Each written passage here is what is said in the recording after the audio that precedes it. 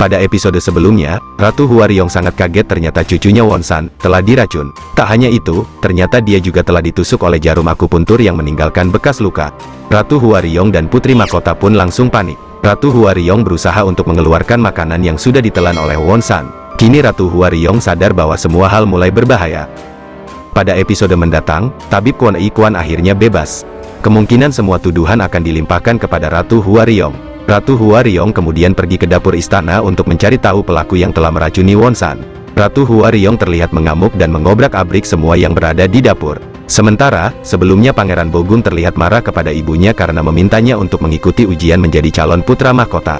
Pangeran Bogung merasa tidak pantas karena dirinya berasal dari ibu seorang dayang yang diangkat sebagai selir. Pada episode mendatang terlihat Pangeran Bogung mendatangi Ibu Suri. Dia mengatakan bahwa dirinya juga ingin dianggap. Apakah pada akhirnya Pangeran Bogung juga akan berambisi untuk menjadi calon putra mahkota? Hal yang tidak disangka lagi adalah, ternyata selir Tae Soyong menusuk Ratu dari belakang, di mana dia telah mengkhianati Ratu Huariyong dengan melaporkan kepada Menteri Yun Su Kwang, bahwa Ratu Huariyong telah membawa obat dari luar untuk mengobati putra mahkota. Hal tersebut membuat Ratu Huariyong terjebak karena dia akan disalahkan atas kematian dari putra mahkota. Para menteri kerajaan pun kembali berulah. Mereka berbondong-bondong meminta Raja Li Hou agar menurunkan tahta dari Ratu Huariyong. Tentu saja hal tersebut adalah ulah dari Menteri Huan Won Hyung.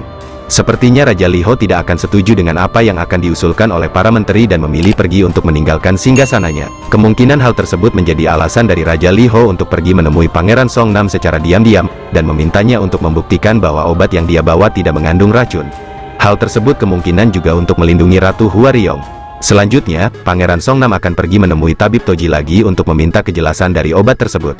Akhirnya juga akan terungkap alasan dari Ibu Suri tidak menyukai Ratu Huariyong. Setelah Raja Li Hou diangkat sebagai putra mahkota, Ibu Suri tetap menjadi seorang selir.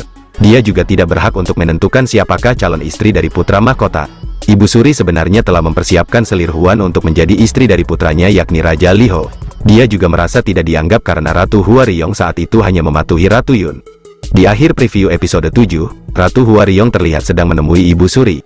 Sepertinya Ratu Huariyong telah mengetahui rencana yang akan dilakukan oleh Ibu Suri. Terlihat juga, ia sangat berani dan tidak takut untuk menghadapinya. Apa yang akan dilakukan Ratu Huariyong selanjutnya demi melindungi keempat putra, menantu, dan cucunya? Nantikan terus pembahasan menarik drakor Under the Queen Umbrella lainnya, hanya di channel ini. Jangan lupa like, komen, dan subscribe. Bertemu lagi di video selanjutnya.